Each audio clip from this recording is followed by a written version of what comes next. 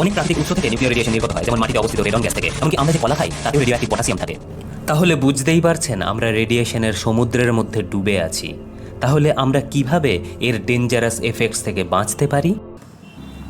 প্রথমত, সমস্ত রেডিয়েশন ক্ষতিকর নয়। শুধুমাত্র সেই সমস্ত রেডিয়েশনই ক্ষতিকর যা কোনো কিছুর ওপর পড়ার পর তার পরমাণুর মধ্যে থেকে ইলেকট্রনকে বাইরে বের করে দেয়।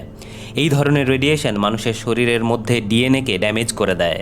এই ধরনের রেডিয়েশনকে বলে আয়োনাইজিং রেডিয়েশন। ইলেকট্রোম্যাগনেটিক রেডিয়েশনের মধ্যে শুধুমাত্র ইউভি, এক্স রে এবং গামা রেই হলো আয়োনাইজিং রেডিয়েশন, এবং সমস্ত প্রকার নিউক্লিয়ার রেডিয়েশন হলো আয়োনাইজিং রেডিয়েশন। অন্যদিকে মোবাইল ফোন এবং মাইক্রোওয়েভ থেকে যে রেডিয়েশন নির্গত হয় তার শক্তি খুবই কম এবং এরা আয়োনাইজিং রেডিয়েশন নয়। আয়োনাইজিং রেডিয়েশন আমাদের শরীরে পড়লেই যে আমাদের বিশাল ক্ষতি হয়ে যাবে তেমনটাও নয়। সূর্যের আলোয় ইউভি থাকে, আবার অনেক সময় ডাক্তাররা আমাদের এক্স রের সাহায্যে ছবিও তুলতে বলেন, তাতে আমাদের শরীরের বিশেষ কিছু অসুবিধা হয় না।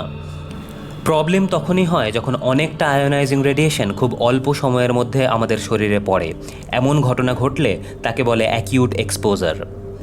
অ্যাকিউট এক্সপোজারের ফলে আমাদের শরীরের যা ক্ষতি হয় তা আর মেরামত হতে পারে না, এবং এর ফলাফল হতে পারে ক্যান্সার, সেলুলার ডিসফাংশন অথবা মৃত্যু। কিন্তু সৌভাগ্যবশত অ্যাকিউট এক্সপোজারের মুখোমুখি আমাদের কখনো পড়তেই হয় না।